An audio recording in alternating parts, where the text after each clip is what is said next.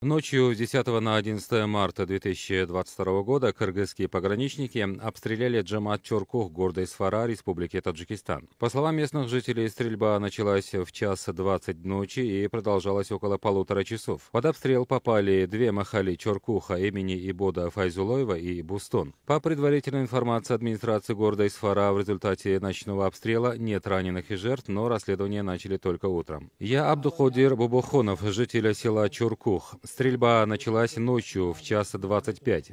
Что же это такое? Здесь же живут люди. До каких пор это может продолжаться? Мы же не будем покидать свои дома. Это наши дома.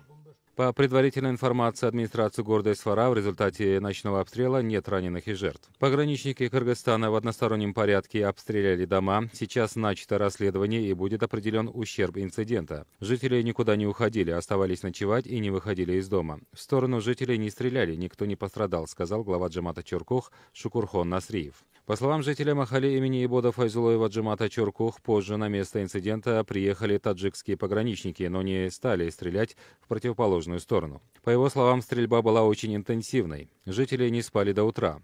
Было темно, когда раздались выстрелы в окрестностях. Утром 10 Кани.